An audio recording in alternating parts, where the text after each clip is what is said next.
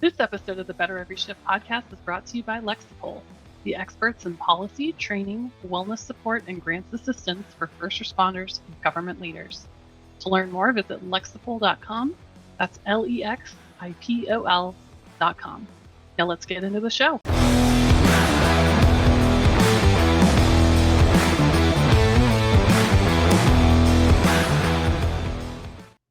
Hey, everybody. Welcome to the Better Every Shift podcast. My name is Aaron Zamzow. I am a fire lieutenant in Madison, Wisconsin. I'm also a contributing writer and author for Fire Rescue One. And with me, as always, is I found a new title for you. I was watching a great film on, space, and they referred to the person in charge there as the commander. And I think that's a perfect title for you, Commander Janelle Fisquette. And also the editor-in-chief of Fire Rescue One. How are we doing today, Janelle? I'm doing good. It's always good to get a promotion. I like it.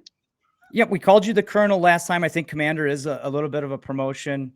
We'll see about getting the marketing department to change your business cards. I think that one is probably going to stick. I'm really excited, as you could kind of tell. I always am, but when we get to talk to a friend and a colleague, I get a little probably more higher octave in my voice and a bigger smile on my face, because we have with us today Dr. Derrick Edwards, who is a very, very smart individual, but he's also one of the most genuine and nice human beings in the world. How you doing, Doc? Thanks for joining us today. I'm blushing right now, but other than that, doing well. I now feel like I'm going to let all of your listeners down. So great. I'm doing great. No pressure. Yeah, no pressure. Just relax and talk like we're there picking on Chief Frank Lieb, like we were the other day in Tucson, where we were just both speaking at a conference, and we had some great conversation. And I thought, we have to get this on the podcast.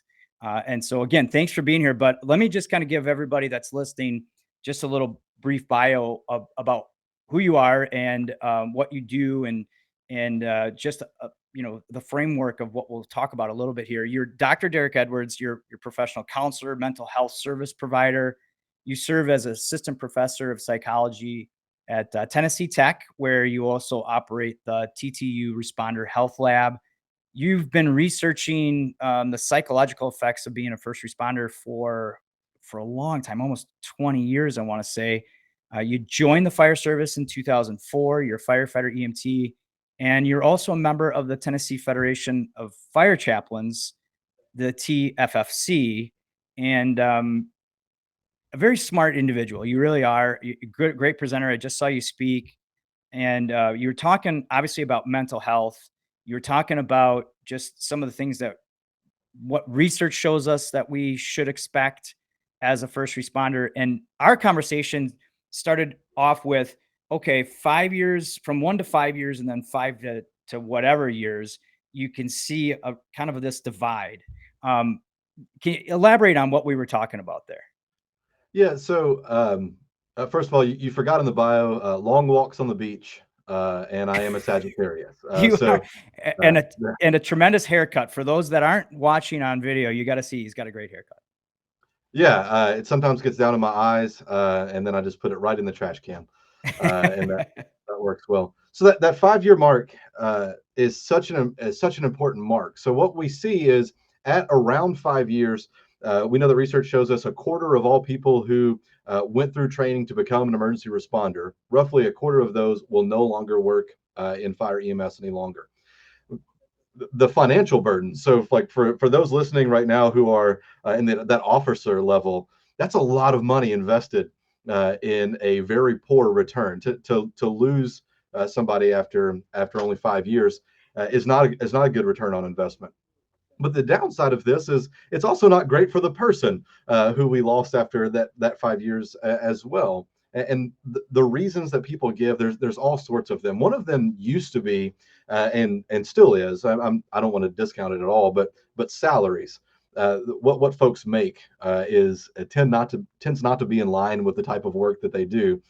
But interestingly enough, as we see salaries going up and up and up across the nation in the world of emergency response, we're not seeing massive shifts in what people are doing at that 5 year mark. We're still seeing folks leave the service and go do other type of work. So it just kind of became the low hanging fruit. One of my, and I know you've heard me say this a thousand times, Aaron, so I'm sorry about it, but one of my litmus tests is when you go to a restaurant at 5 years, if you go with your family, they no longer ask which seat you want to sit in. They know that you want the seat with your back to the wall where you can see the door. And we don't even recognize that we do it. And I think that's what's interesting about being a researcher of something that I am involved in is sometimes I see these things and I'm like, oh crap, like that's me. Like I wish I wish that wasn't me, but I don't like my back to the door. I don't.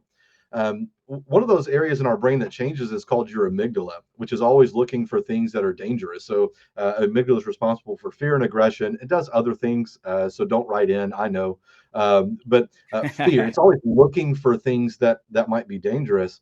And in the emergency responders world, what's dangerous is like nearly everything. You know, we can be having a card game at the dinner table, and then the tones drop. So your brain starts to say like, hey, at any moment it could get real. And if it's going to get real, I need to make sure that I'm ready to go. So I need to make sure my resting heart rate's higher. I need to make sure that I've got a lot of low hanging energy stores available. It's one of the reasons we crave things like sugary, starchy, and fat foods. Now, I would like to go on record as saying that those are also all of the delicious foods. So, like, I'm not going to beat those up too much, right? But our body's just trying to say at any moment we got to be ready. And at that 5 year mark, we tend to be different, and we tend to be different for the remainder of our existence. But that's not broken. I know you've heard me say that we're not broken individuals. We're just different. So that 5 year mark is really important. So if you're listening, you've been involved in fire EMS or emergency response for 5 years or more, uh, I think you'll agree. You're different, and that's probably okay. Yeah, and you're not alone. I think as people are listening to this, they're kind of going, yeah, yeah. Especially the thing about the door, and then I've had conversations with other first responders where there's like if there's a crack in a mic or a special sound, that we're used to hearing before the tones go off or before a pager goes off. Being at a fire conference, and if there's a lot of volunteers there and a pager goes off, the room quiets and everyone kind of turns, and but you can you can feel everyone's take a deep breath, and everybody's heart rate is Absolutely. kind of elevated a little bit. So there are those little nuances. Now, we were just at a great conference together, and you were speaking about managing the impact of behavioral health challenges and their biopsychosocial impact. And and Janelle was looking at me going, well, what does he really mean by that? And I think that ties into this, 5 year mark and some of the things that we see. But what were the gests of topics that you talked about when in that particular presentation? Yeah, full disclosure, the that description for that session certainly wasn't authored by me, Okay. I but think it I know who sounded did it. wonderful. Yeah. I think I do too. I would never out Sarah Jenke like that though, so that's good. So I'm Dr. glad we're Sarajanki, protecting I her. wouldn't do that either to her. Yeah. Yeah, that would be just awful. What we have to look at is if, and I believe strongly that we are whole people, right?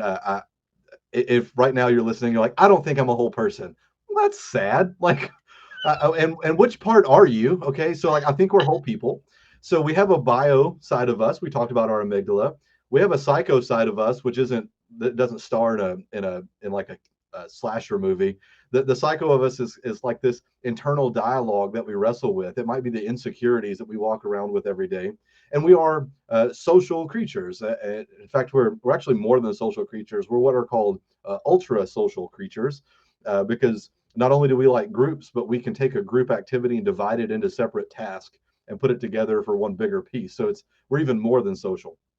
So in your work as an emergency responder, you're not just influencing the biology, right? You can't just change the way you process threat responses. To what you're saying, that the sound of that first cue up of a mic is a sound that the vast majority of people never hear. Like Mhm. they get surprised, but we know when someone's about to make an announcement. We can hear the cue up. Like it's immediate. Uh, my master's thesis, I focused on a physiological response to those types of things, and just having someone hear that they were getting paged to an emergency call took them from a resting rate of around 70 to tachycardia. Just and when you ask them, how stressful do you think hearing those tones were? The answer is always, oh, not at all, right? So there's a biological problem that's going on that has a psychological impairment because we can't notice that we're having a biological change. And so sometimes our thoughts get a little different, right? So that psycho side, uh, we quickly stop believing in what's known as the just fallacy, and I think this is good that we stop believing in that. The just fallacy is that good things happen to good people and bad things happen to bad people, and you don't have to work for even 5 years to realize that that is not true. That good things happen to good and bad people, and unfortunately, bad things happen to good and bad people as well. It's this kind of chaos that we live in. This kind of shield that most people get to live under. They can believe things like cartoon movies that always have a happy ending for the good characters, because that's what we like to think. Just it isn't true. But then the social component is because we're changing, we actually struggle with socialization. My doctoral dissertation looked at a concept known as alexithymia.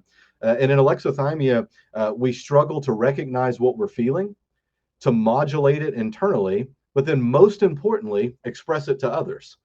So if I don't know what I'm feeling, how to change the level of it, or tell anyone, I've now eliminated what research shows is the best coping mechanism possible, which is called pro-social coping, reaching out for help, or recognizing that I'm not alone.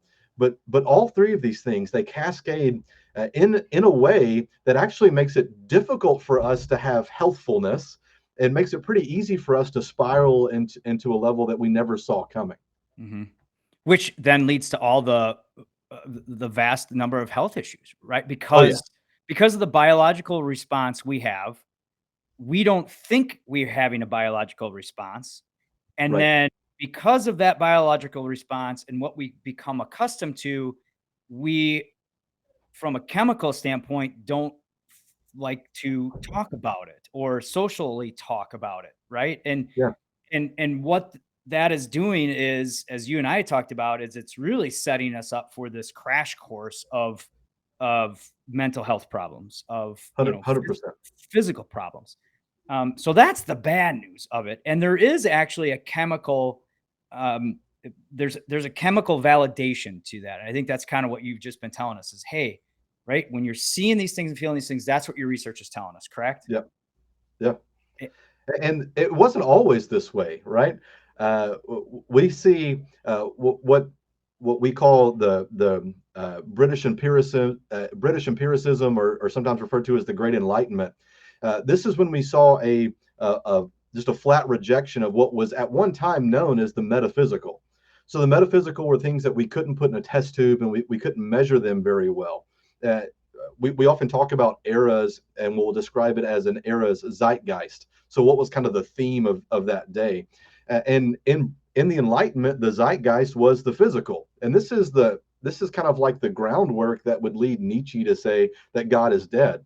Not necessarily that God is dead or not dead, but because you can't measure God, it can't exist. It's mhm. metaphysical. So this rejection of the metaphysical.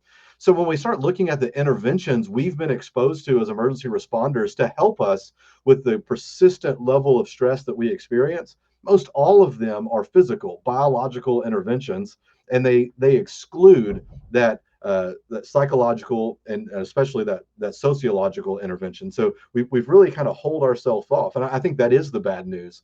Is I meet a lot of responders who believe that they are truly broken. That they have a dysfunctional neuronal system. When I quite honestly have a hard time buying that we are broken humans given what we've experienced. Yeah. You're only broken if you don't really do anything about it, 100%. right? Yeah. Yeah. Yeah. And we've had great conversations about, the bad news is there's research that shows we're messed up. The good news is now that we're more aware of it, there are a lot of things we can do. right? There's a Yeah. lot of things that we could do to change that. So based on your research, and for those listening, okay, now they're going, this guy just said a lot of big words, but I think I get what he's saying. It's like there's chemical stuff going on that I've probably denied. So what's the first thing you want people to start to do to improve their mental health that we can do? That's a pretty easy step. Yeah. My step number one is take a breath, right? Like it's such an important thing to do, to take a breath. Um, Recognizing that we are, I've really borrowed this phrase here recently, and because I absolutely love it. But the term is anti-fragile. Uh, Yeah, we love are it. uh, we are anti-fragile, right? When we struggle, we don't break. We actually get stronger, given a certain set of circumstances, like a good social support system, right? So take a breath and then surround yourself with people who are in this journey with you. If we can do those two things, first of all, we're making lots of strides already. What research will show us is that there's this new concept, and it's not new, it's just getting more traction now, called post traumatic growth. The thing that I'll talk about a lot, I can't do anything about post traumatic stress, right? Post traumatic stress is simply the stress that results after a trauma. Like, that's just the basic definition. But I treat what's called post traumatic stress disorder. We forget that the disorder is a separate word in the world of post traumatic stress. I can't do anything with the stress. That's, you got called to that. This is what you're doing. What we can do is prevent the disorder, right? And actually facilitate growth.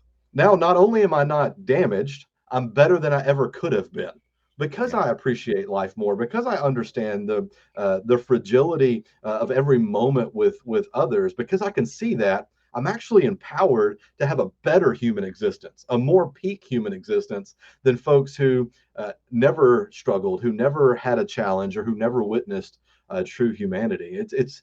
I say it's like the most burdensome gift you've ever been given is when you become an emergency responder. How do we change our outlook though? Because there's so many people that go, woe is me, right? But you have to flip the switch in a way to have that insight and that take that particular path and mindset. How do we do that? I think it starts with our ability to recognize what we do is inherently stressful, right? Um, our initial our initial gut instinct is going to tell us to minimize and pretend, right? It's Yeah. not so bad. It is what it is. It's part of the job. All of those things that we've said, and they're not necessarily wrong. It's just it misses the part of the story, which is that we are called to deal with highly stressful, difficult things. And simply acknowledging that they are highly stressful and difficult doesn't mean we're weak. It means we're observant, right? We look at a house, and let's say we roll up on scene and we've got heavy black smoke. It has already vented itself at a part of the roof. And this is a fire where we're really worried about apparatus placement so we don't melt headlights, right? We'll look at this fire, and with reason, we'll say that is a fire that if we are going to try to make an interior attack, we're going to have to be smart about this, because this is a fire that's going to just flat kill us, Yeah. right? We have to recognize what we're dealing with as a problem so we don't kill our full selves. Well, Yeah. in the mental health side of things, we have to recognize, we have to do a scene size up. If I'm working a series of calls that are emotionally laden, maybe I don't experience that emotional burden because I've distanced myself, right?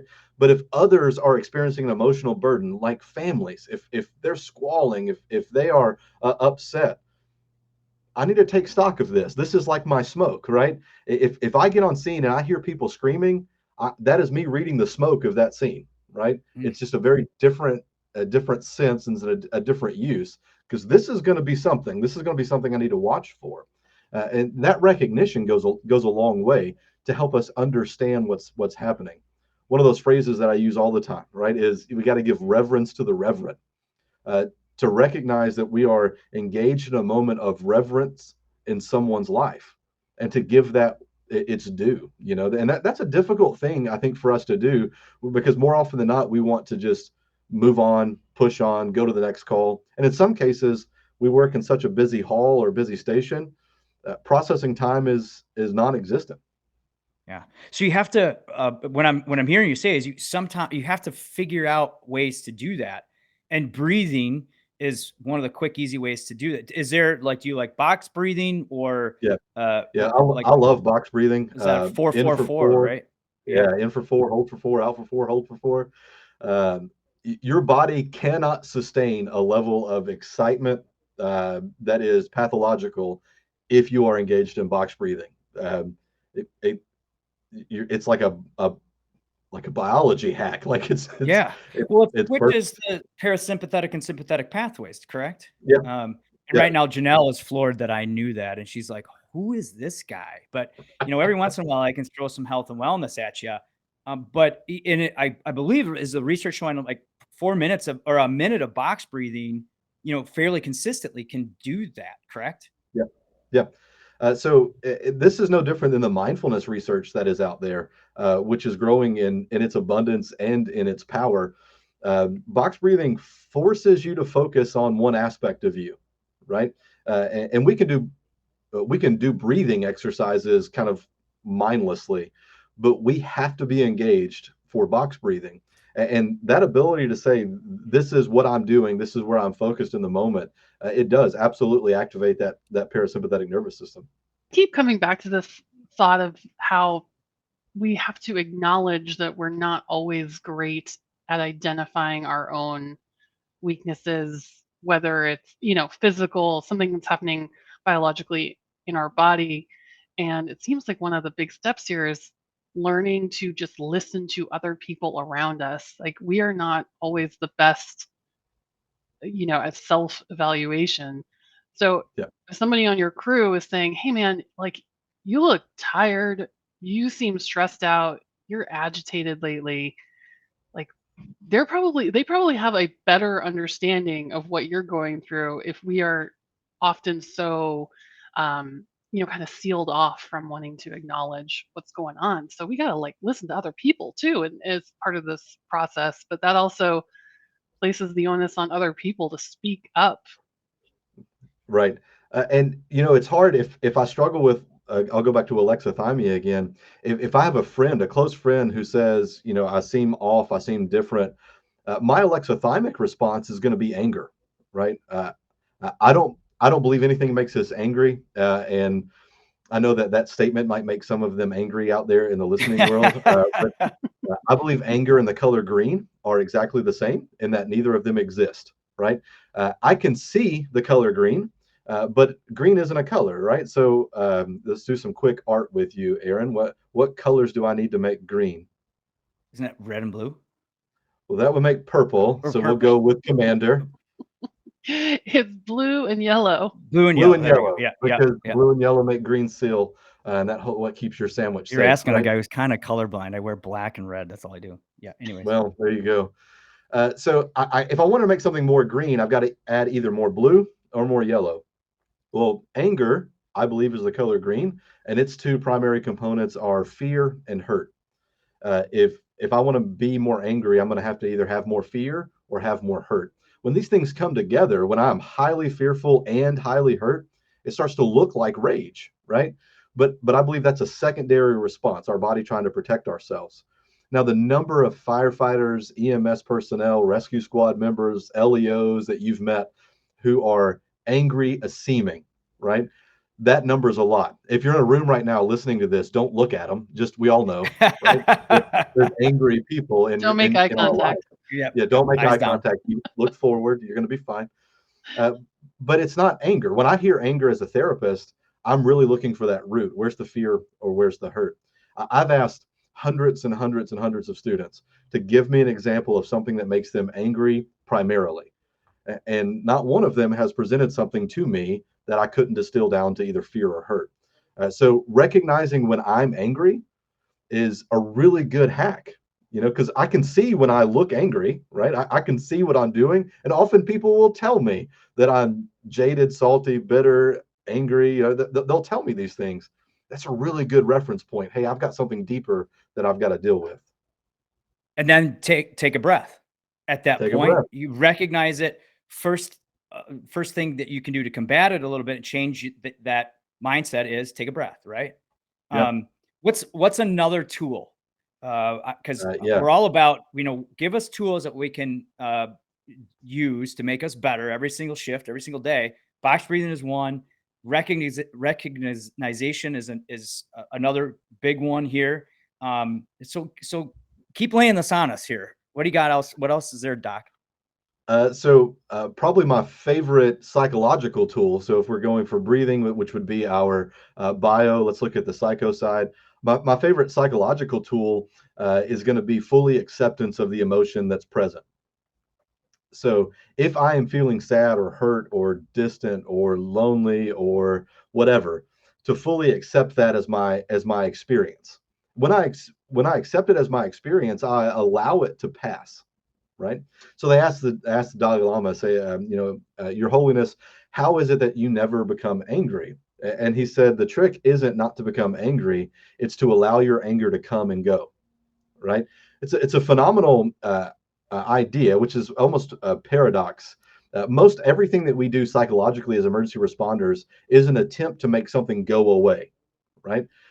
That's also our job in essence, right? Something bad happens. We feel very strongly that we're supposed to go there and fix it. And that leads to a very fix it mindset. Instead, if I can just recognize what I'm experiencing and then accept that that's a valid experience, my emotion now has got my mental attention. So it doesn't need to get louder. It doesn't need to keep escalating. It will, what they call this is urge surfing. It will allow that motion to crest over, and it will diminish. You will not be sad forever. You will not be mad forever. You will not be hurt forever. And the faster I can validate that, the faster that wave will crash, and that urge surfing will end. What's another technique that we can do to better kind of understand? Is there a question that you kind of ask yourself that says, okay, I mean, is it a Forrest Gump approach? What am I feeling right now? Or how do you in the moment though, right? Because these are the challenges. In the moment, you may have this high emotion. What's your cue? Yeah. For me, I think you're hitting it nail on the head. It's to say, what is it that I'm feeling in this moment, right?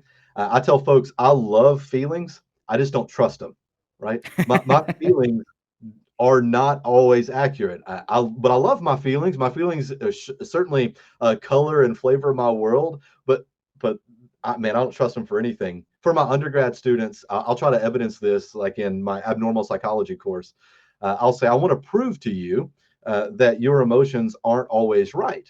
And they'll say, like, go ahead, or usually they're not in class at all. But then I'll ask them, do you remember when you thought high school was very real? That those things that were happening, those social moves in high school, that they mattered so much. And most of them are like, yeah, I remember that. It was like, how right were you that they mattered as much as you thought they did? And they're like, oh, crap. And if I could have been that wrong then, well, I can be that wrong now. This is another fallacy that we run into. It's called the end of days fallacy. And it works for people around our age really well. You ask them two questions. How different will you be on a scale of 1 to 10, 10 being completely different, 1 being no different at all? So how different will you be 10 years from now? And most people around our age will say, not that different, maybe 3 or 4. Then you follow it with a second question. How different are you today on that same scale of 1 to 10 than you were 10 years ago? Oh, I'm drastically different. I'm like a 9 or a 10 out of 10. A lot of things have changed in my life. We always think we've arrived. So when I recognize that my feelings are present, my first thought is to question them. Why am I feeling this? What's leading to my body feeling this? Validate them, right? I have to validate them. I have to say, I hear you. I know that you're present, but I'm not just going to lean into that and trust it. I then have to question, why is it that this is what I'm feeling? Yeah, I'm not going to let it affect me either until I really validate it, right? Yeah, there is no such thing as a good or a bad emotion. There are only emotions, right? Mm. And recognizing what has led them to be present in you in that moment is a very powerful tool. It is the premise of an entire style of therapy known as cognitive behavioral therapy, which is one of the most effective treatments we have against chronic stress and post-traumatic stress disorder. What do you do if you have acknowledged a feeling about something, anger, whatever it might be, and it's not passing? It's not passing. You keep thinking about it. I mean, we could be talking about something that happened, and then months later, you're still stewing on it, still Mhm. ruminating. What do Yeah. you advise? So I wish I had a one size fits most for that question. Let me give you a couple of options, right? So if it's something, let's say it's a traumatic event, let's say it's a call, and you can't stop thinking about it. Um, I would encourage you to consider that you're trying not to think about it, and by trying not to think about it, you are by definition thinking about it. If every time a thought comes to my brain, my initial thought is don't think about it. We call this the white bear or the emotional paradox. I can't think about not thinking about something. So if I'm trying to avoid it, it gets worse. And I always teach this one like my daughter, if she comes to my bedroom and she says, Daddy, there's a monster in the closet. If I tell her to get in bed with me, um, I've told her two things. One, you're only safe with Daddy, and that's cute because she's young right now, but that's going to be a lot less cute when she gets older, and I want to have stuff to do. And the other thing I've told her is that there's maybe really a monster in your closet. That's why I think it's okay for you to sleep here. Which means tomorrow she's not going to be better. She's going to be worse. She's going to be more likely to come to my room. If we do this for a month of avoidant coping, which is oxymoronic, we can't both avoid something and deal with it. But a month of avoidant coping, she's going to feel terrible. I can turn her room into whatever I want because she's never going back there, right? It can be a man cave, a media closet, home gym if I never wanted to walk in there. Sorry, Aaron. It could be whatever. It could be whatever, right? If I'm still ruminating on an event that had occurred, my brain is telling me that I haven't dealt with it. So in that particular instance, what I need my people to do is exposure. Um, Write it out in as much detail as possible is a great method to do this. Tell that story to a therapist in as much detail as possible, processing every aspect of it. Uh, because what happens is your brain knows that you've got some leftover stuff and it wants to file it away. Now, as soon as you tell it where to file, it's good, right?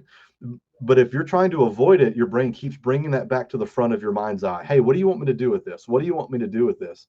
I tell folks it eventually turns into like Internet 2.0. It looks a lot like all of these other calls. Do you want me to put it there? So now it's not that one call I'm thinking of. I've got like the worst hits ever invented of maybe like child drowning calls or SIDS calls or things like that. And they all come start flashing one after another, all because it's trying to help me find the file, right? It's just trying to put it where it needs to go. But if my goal is to make that memory go away, I will live it every day. Right? I can't make it go away, but I never have to run that call again. Right? So I think that's a huge step to recognize I never have to do that call again. I might have to do calls like it, but not that one. Not unless I've got a DeLorean that I can get up to 88, right? Like Yeah. Well, it's not not going yet, to but happen. somebody's working on it, but it's not here Somebody, yet. right? Yeah. Yeah. I've got some things I'd like to redo, so I'm pretty excited about that. Um, but that's we never do that one again. If it's an emotion, I would guess that the thing that you're ruminating on is anger, right? And if you stew, and the reason I say that is because you chose the word stew. I am a therapist, so forgive me for reading into your words. But we tend not to stew over our sadness, and we tend not to stew over our joy. We tend to stew over things that piss us off, right? It's the things that make us angry. Well, then we have to recognize that I'm not angry, right? We go back to anger is the color green. What am I really? Am I afraid or am I hurt? And when I can deal with either of those emotions, whichever one is my problem, I will stew, using your word, a lot less. So not a one size fits all, but there are key approaches in any of these circumstances. But then it seems like you've got to then take it to, okay, I'm hurt. So then Mhm. how do you deal with the hurt? And, Yeah. So it's then like you keep working through these different cycles, right? Until you can distill it down. An amazing thing about being hurt is your acknowledgement that you are hurt is often the thing that will soften the emotion the most. Psych ache, which is a term that we're using now to describe like my soul hurts. Psych ache is very similar to like a knee pain. And talking to a bunch of emergency responders, I know your knees hurt from time to time, right? Uh, my knee hurts to tell me that something's wrong. That's why I have pain receptors, right? Folks who are born without pain receptors tend not to make it past puberty, right? If I don't know that something's wrong because it hurts, I don't get it. I don't get it addressed. So recognizing that I'm hurt emotionally is often is often the really good step to make that hurt diminish, because the hurt is truly saying inside of your brain, okay, finally you hear me. You hear me.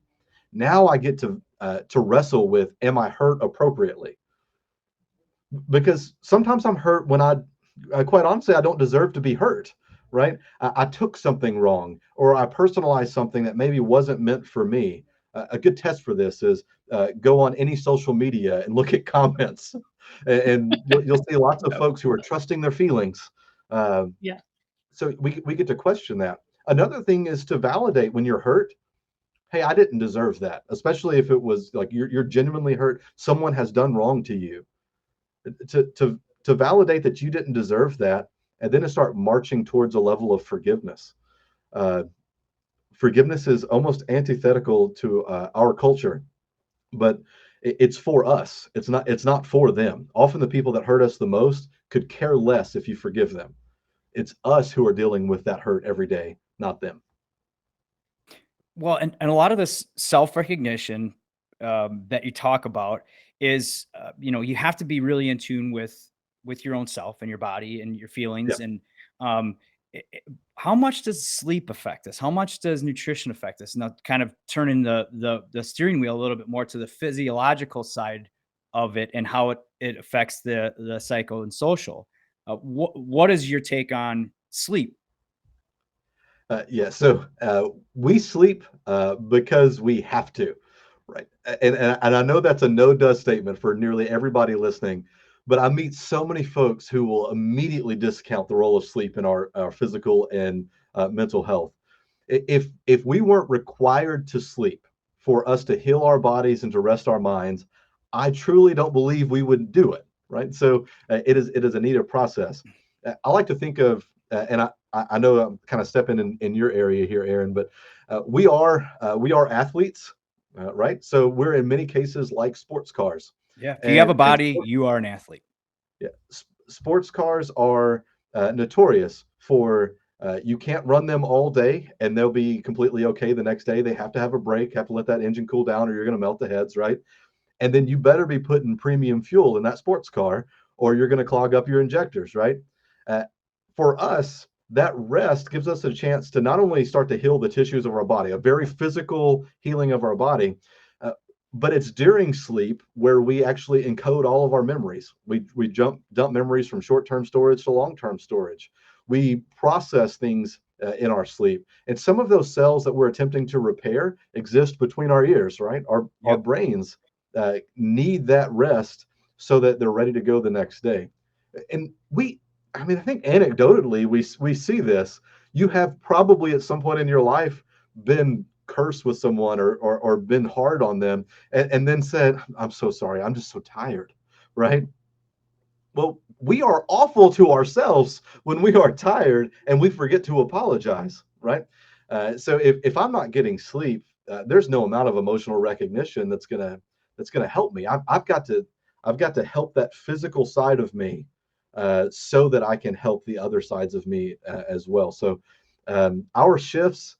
Uh, Another shout out to Dr. Sarah Jenke and her putting out a lot of research regarding sleep and the shift cycles, and the results from her are really, really clear, frustrating at the same time. Is Yeah. that there's no one right answer. It's really department specific. One of the things I'm seeing, which is I think a concerning trend, are departments that have really adopted like a fast car or a squad unit to run medical calls, and they usually put the same crew on that particular apparatus or vehicle. Well, they're running a significant amount more, especially in those late night hours, than the rest of the department. For them, a 4896 or a 2448 might not make a lot of sense, So, but because we do a good for the goose is good for the gander mentality in the fire service, And I get the HR nightmare. If you have 2 stations in your department of 20 stations that run all night, well, they probably need a different shift than that outlying station that runs maybe 10 calls a month. Yeah, You know, that's the challenge, right? That's and that's where that's you such a come into it. such Yep. a challenge. Yep. Yeah. I do believe, based on the research and talking to Sarah, Dr. Jenke, and James Gearing, and some of the research that's coming out, that the 4 shift, where you can at least get 3 days of recovery between shifts, is looking more positive than some of the others. The one thing you and I talked about was, we need, I think we were saying, between like 5 to 7 hours to start to really process the deep trauma. Is that correct? Of sleep. Once we get into that deeper sleep for that longer period, isn't that where the trauma starts to, where our brain starts to process that more? So you'll hear different people giving different answers when it comes to like that actual hour, right? Uh, Kind of the good rule of thumb is it takes a lot of energy, takes a lot of mental energy for you to do these types of things. So in order for you to do this type of processing, you're going to have rest, right? So, but the amount of rest that you specifically will need will be dependent on your specific needs. What does your mental health look like? And I'm not saying mental health in the words of like how many disorders do you have. I mean truly brain health. Do you Yep. have a lot of brain-derived neurotropic factor, which if you've got a lot of cortisol, if you've got a lot of stress going on in your body, you have a diminished level of BDNF. So, like, growing new neurons is hard for you if you're stressed. Clearing out dead and dying neurons is hard for you if you're stressed. Getting the right amount of glucose and oxygen to your brain is harder if you're under a lot of stress. So these things put us at a disadvantage, and rest is one of those times where we can kind of set that scale back into our favor, or at least give us a leg up. A 48-hour shift, when that came out, and it was based on that idea, give more time for rest. There's a lot of evidence in favor and against any shift, no matter what shift you want to pick on right now. Just engage in some of your favorite forms of research bias and prove that you're right to all of your friends. Right. You can absolutely do it. But what we're seeing is the number of departments who said, on that second day, it gives my people some time to sleep in. Yet most all of those departments had some type of administrative officer who said, no, we got roll call at 7 a.m. Yeah. Yeah. Like, well, you Yeah. completely diminished it. Yeah. We have to sleep. Well, we do that to ourselves, right? Well, we'll give them time to sleep in, but we're still having our briefing at 7:30 every day, Right. right? Or we'll give them time to work out, but we're gonna have our briefing over that. And so it's like, you're talking out of both ends here. You got to make a decision. Same thing with paging systems. Some firehouses have paging systems throughout the entire station, but you might have 4 units there. So even though the medic unit's going out, everybody else is getting toned out on that. And I think those are things that, as we continually have conversations like that, departments need to evaluate. Hey, how can we start to help get our members more rest? How can we get them? And maybe education is another great piece to this. Is, obviously, you being on this program and people listening to this are all of a sudden more aware of how sleep affects the total mental health picture of it. And I think this is where it begins. This is where that change begins as research continually develops. The one thing you mentioned was inflammation. And when you dig into all of our issues, talk a little bit more about inflammation. Like, so mentally, how does that, you mentioned how it affects our brain chemistry, but that ties into nutrition, that ties into sleep, that ties into fitness, that ties into our social relationships in a way, correct? Yeah. Yeah. When we are inflamed, we are not feeling well. Like that's just kind of how that game works. And if I'm not feeling well, I'm not functioning at the best of my ability. And this is true whether I'm trying to just process a day, right? Or if I'm trying to save my marriage, or if I'm responding to a particular emergency. If I don't feel well, if I'm not feeling good, I'm going to struggle in all of these other areas. So for brain health, when we look at inflammation, we're looking at the results of inflammation in what they do with these other chemicals, again, like cortisol, and then the diminished level of brain-derived neurotropic factor. So inflammation then gets in the way, right? I'm not making the best choices when I don't feel well. So from my point of view, in the mental health side, it's about this: am I prepared for the day, right? And most of us have had a day where we woke up with a crick in our neck, and we know that we are not functioning well when we have a crick in our neck, right? We hurt, and we're short with others. We're short with ourselves. We get frustrated that we're not better, and we hyper focus on it. These things that come into our life just significantly impact our ability to function, not just day in and day out, but minute in and minute out. So now everything kind of starts to tank. Yeah, it is a total picture that at least I'm glad we're talking about, because you're a mental health guy, I'm the fitness guy, but we both know we rely heavily on each other. Then that nutrition component can either you can either fuel inflammation, or you can actually combat it by how you eat, and really how you sleep, and treating your body really well. Um, and we could go on for hours about that, Oh and we yeah. probably will another time. But let's talk more about the social side of this, because you're also a fire chaplain, and that's really kind of what got you started in this whole kind of journey towards improving mental health. You had a great story about. So, how did that whole thing come about as being a chaplain?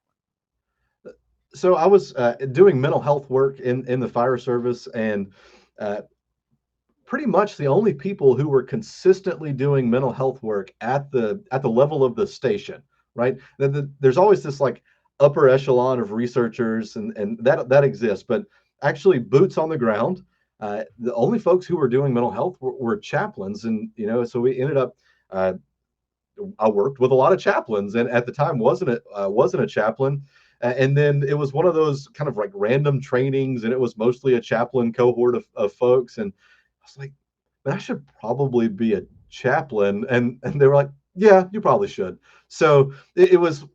I do have a little bit of a knack for finding myself in great situations accidentally, right? I joined the fire service and accidentally joined the fire service. That's a true story, right? It's just, and actually, that's how most of our lives work: a series of serendipitous events that lead to something that we appraise as overwhelmingly positive, because that's what we do as people. Uh, but my work as a chaplain is man, it's exciting. Like I enjoy that ability. It also gives people a little bit of a distance between that mental health word and fire service. Mhm. Because strangely enough, chaplains are far more accepted than counselors in a fire hall.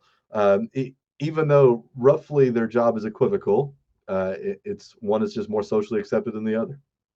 And it was kind of your in, right? To hey, this is the way I can start having these conversations. You're talking like 20 years ago, correct? About Oh, no, yeah, no, no. almost 20. So I joined the fire service 19 years ago, and got into the mental health side in 2008. And Okay, I'm a therapist, so math isn't a strong suit of mine. So whatever that is, 20. We'll call it roughly uh, 20. Yeah, I think it's 15, like 20. 45, Yeah, really. yeah. It probably Just feels like 40 in some, because it's enough. I've been talking about fitness in the fire service since 2010, and you're right around that same. So it's an uphill battle, but yeah. we've come a long way, right? I mean, Oh my goodness. Like can't even really see where we've come from because we've come such a long way and made a turn. Like it's great. and one thing that you said when we were just talking, you said, I think every fire department should reach out and try to create these relationships, create a chaplain, Yeah. because they can help support, any peer support system that you have in place, right? They're not there to compete with that. Yeah, and man, I love that you use that word because I hear that all the time. That two programs that are aimed at helping the same group of folks might be competing with one another. Mm. Uh, Man, there's more than one way to help someone, and no one way is for everyone. So the more options I have, like I never want to go to a buffet that only has one meat and one vegetable option. I don't think we can call that a buffet anymore. We can just say, here's your food. You know, if I'm looking at mental health, I'm looking for that buffet. I'm looking for that spread. There are folks who would never talk to a chaplain who would talk to a peer. There's folks who would never talk to a peer who would talk to a counselor because it's HIPAA compliant and confidential. I need to be focused on getting my people more options so that they have more choices about where they can get the help, knowing that the goal is for everybody to get the help. Reaching out and getting a relationship with a chaplain is a great first step, but you have to be. I'll use the word cautious because it's a soft enough word. You have to be cautious when you're finding a chaplain, and it can't just be, man, preacher down the road who can deliver one heck of a sermon on a Sunday morning. Like it needs to be someone who understands fire culture. Right? I've worked with a chaplain who, every time I met with her, she would talk about how offended she was when she went to the fire hall. I was like, Ooh, well, that's not going to work. Yeah. yeah, but and it's not. I worked with another chaplain. He said, if I ever go into a fire hall and they change anything about the way they're acting, I'm failing. Yeah. Because they're not Right. being genuine. They're not being real. So finding someone who's got a little bit of cultural competence is huge. And what I find is that often we can empower one of our own members who is they have a spiritual religious domain about them. We can empower them to pursue certification in chaplaincy, and they become some of the most phenomenal chaplains we've ever had. They don't have a church anywhere, right? They are not the full-time preaching anything. They don't go to, they're not the leader of their temple. They're not, but they're people who understand firefighters. They're people who understand EMS professionals. They're people who understand LEOs, and they're people who understand a spiritual religious domain exists. You know, Yeah. I believe there's a lot of chaplains out there who simply don't know they're chaplains yet. They Right. haven't felt that. And it's not one particular religion, right? Like No, not at it's all. not about that. It's about connection, correct? Like you said, I religion if somebody wants to talk about it, but that's not my goal is to make that connection and help. That's the main thing, right? Yeah, I've got no secrets. My goal is absolutely to tend to those who are in need because I believe that they are humans. I believe that they are people. I feel very called to help others. Right now, look, as a chaplain and as a believer in my faith system, would I love for everyone I encounter to see what I see? And well, of course, right? Like of course I would. But I also believe in unconditional love, unconditional positive regard, right? Even if you flatly reject my belief system, you're worthy of love.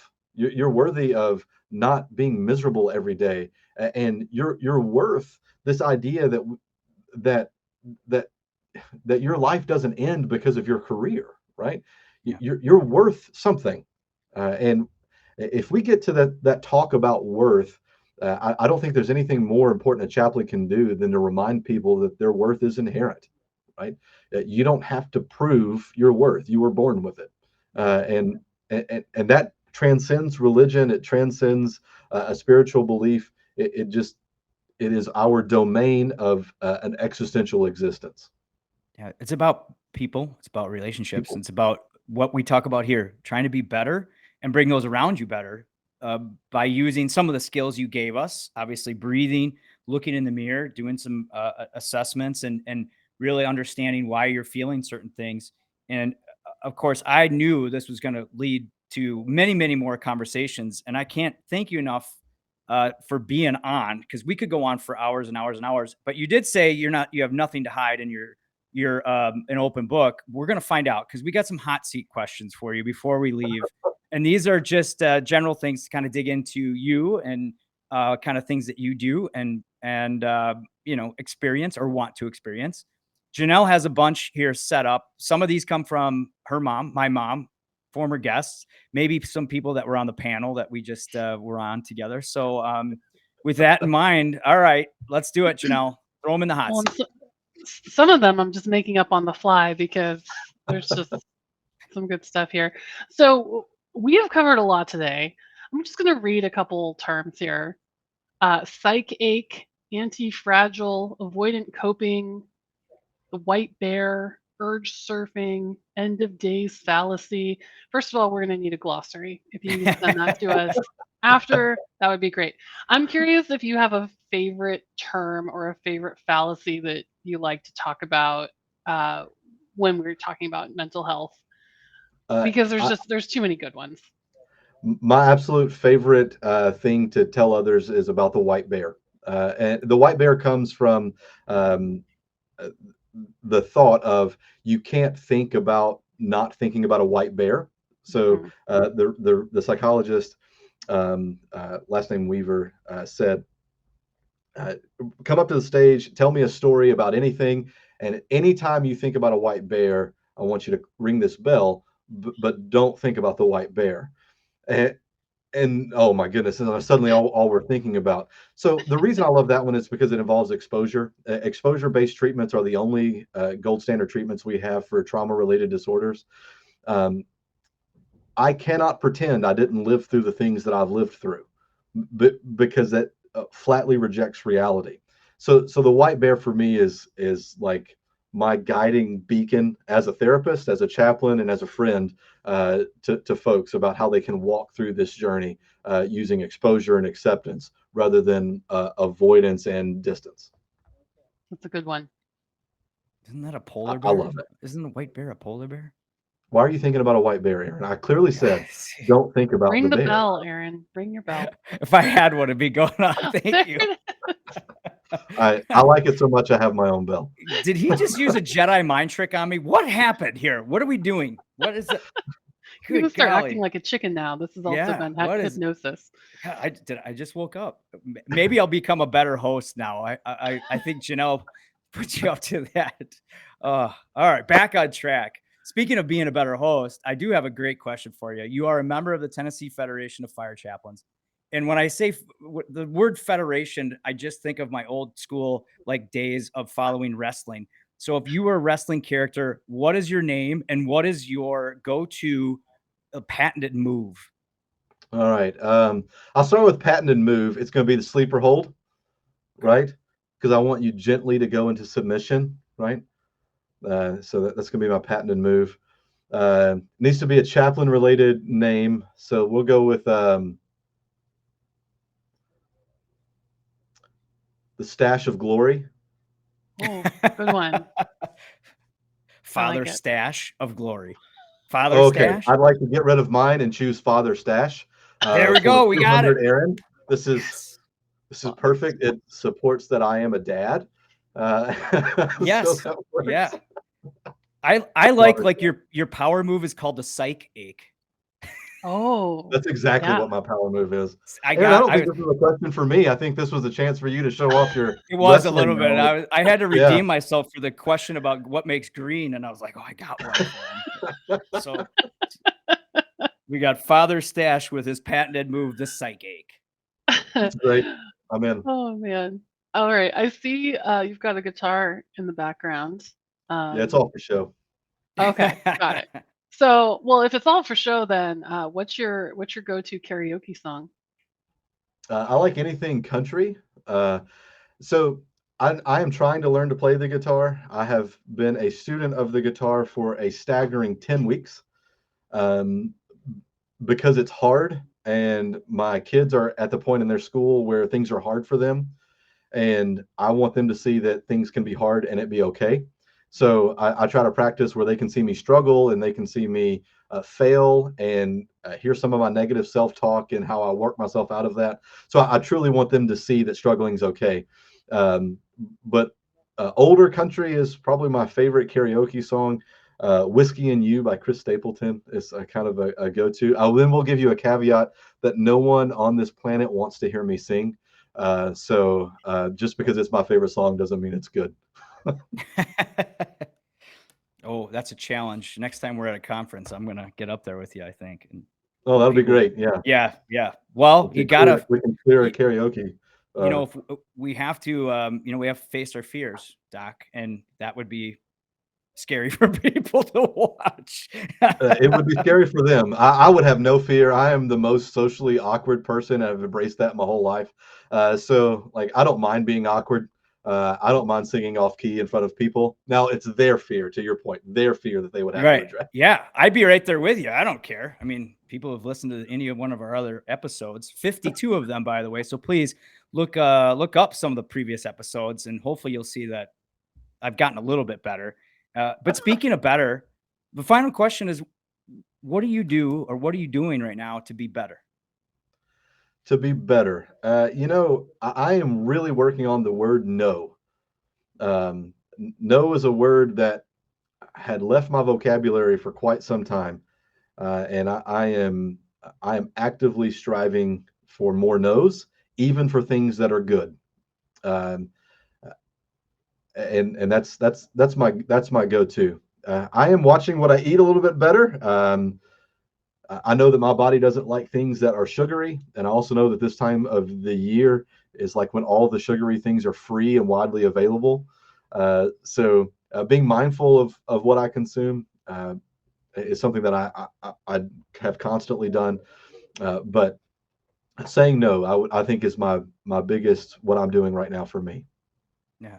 Saying no to the foods, but saying no to things that you maybe don't have time for, or that maybe aren't as correct. 100%. Yeah. So I had a preacher, I don't know, probably 10 years ago. That was his sermon topic was anyone can say no to the bad, but can you say no to the good? Uh, and at the time I was like, that's stupid. But remember that end of days fallacy. I'm a little bit different 10 years ago to today than I was. So I certainly hope that 10 years from now, I will continue to be different. And better. And that's what we're all about here, is improving little bit at a time, taking some of the great words and the great concepts that you gave us to take a breath, ask yourself, why are you feeling a particular way, or why are you even acting or responding a particular way, and acknowledging that that's okay. And in some cases, uh, the breath or walking away or doing something to help change your mindset can go really a long way in improving your mental health. You just touched on focusing on nutrition, focusing on kind of being that total good package and parent. A lot of information to really help our listeners. Really appreciate your insight. And again, I knew you would be awesome. We'd love to continue our relationship and talks further. For those of you that are just listening to this on the podcast, you can see the actual video of this on the Fire Rescue One YouTube page. Highly encourage you to do it. You can see Dr. Edwards' great smile and a picture of his great stash, or as we like to call him now, Father Stache. Please rate, review the show wherever you're listening to it, whatever platform.